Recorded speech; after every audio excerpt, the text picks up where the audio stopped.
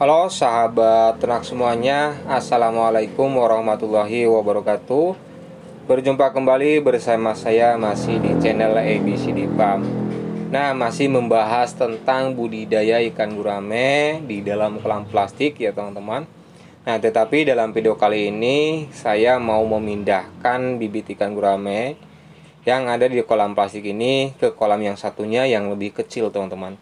Nah, karena ini terpaksa gitu ya teman-teman, karena ada beberapa ekor ikan gurame ada yang mati gitu ya. Nah, sehingga harus saya pindahkan teman-teman ya. Nah, di sini kelihatan ada ikan yang pada mati teman-teman. Padahal kemarin saya sudah bahas bagaimana cara penambahan air gitu ya. Nah, tetapi kalau kondisinya seperti ini, walaupun kita sudah mengganti airnya, tetap saja ada ikan yang pada mati. Nah, jalan terakhir adalah kita harus memindahkan ke kolam yang baru. Airnya juga baru ya teman-teman, supaya steril, karena biasanya ada faktor yang sangat berbahaya ya, yaitu dari pakan, biasanya cacing. Sehingga kalau kita mengasih pakan menggunakan cacing, biasanya itu masih ada lumpurnya teman-teman. Nah, takutnya dari lumpur tersebut mengandung sesuatu yang bisa membahayakan bibit ikan gurame yang ada di dalam kolam plastik tersebut. Nah, rencananya mau saya pindah ke dalam kolam ini teman-teman, padahal kolam ini itu lebih kecil dibanding kolam sebelumnya.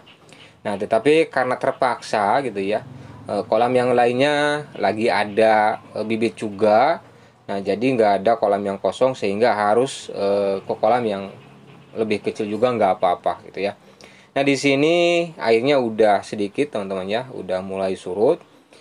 Kita udah siap untuk penangkapan tentunya, dan tentunya kalau masih eh, ikan guramenya itu masih pada kecil-kecil, itu sangat susah sekali untuk penangkapannya teman-teman, karena biasanya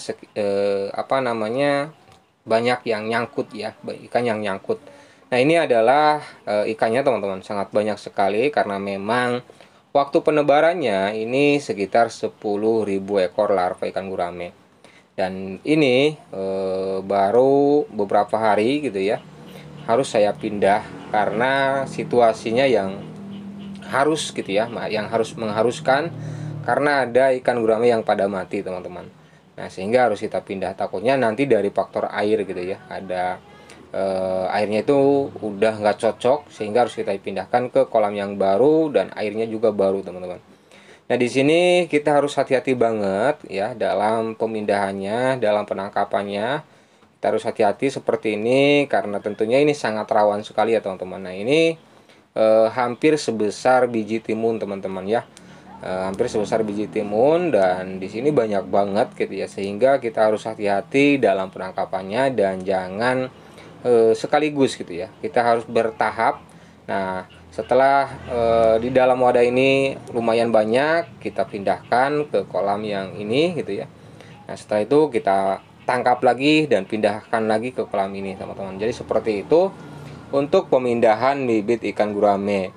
Nah, jadi kalau sahabat udah mengganti air gitu ya, tetapi ada saja ikan yang pada mati teman-teman, nah itu harus dipindah gitu ya. Takutnya nanti dari air-air sebelumnya yang tidak terbuang mengandung zat-zat yang tentunya membahayakan bagi bibit ikan gurame yang terbawa oleh lumpur yang dengan cacing sutra gitu ya.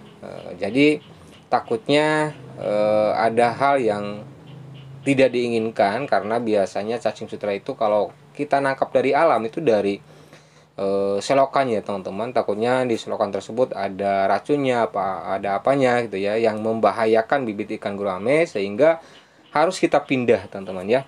Kalau udah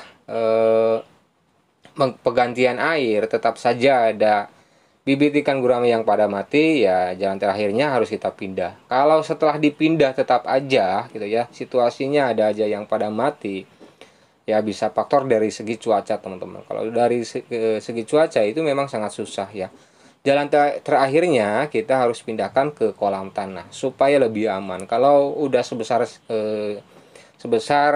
biji timun itu lumayan agak aman teman-teman kalau kita ditebar di kolam tanah gitu ya, karena si kuning telurnya udah nggak ada dan tentunya udah nggak bau amis lagi gitu ya. Nanti katak dan sebagainya itu udah nggak bisa memakan si bibit ikan gurame ini. Berbeda kalau masih larva atau masih ada kuning telurnya, biasanya katak juga suka memakan larva ikan gurame teman-teman. Nah, jadi sekian sahabat ternak semuanya tentang pemindahan 10.000 ekor bibit ikan gurame dari kolam yang besar ke kolam yang kecil tentunya gitu ya. Nah, karena terpaksa. Semoga video ini bisa bermanfaat dan menginspirasi sahabat ternak semuanya. Tetapi jangan lupa support terus channel ABCD Farm dengan menekan tombol subscribe dan juga share video ini sebanyak-banyaknya. Salam sukses dan salam sejahtera sahabat ternak semuanya. Wassalamualaikum warahmatullahi wabarakatuh.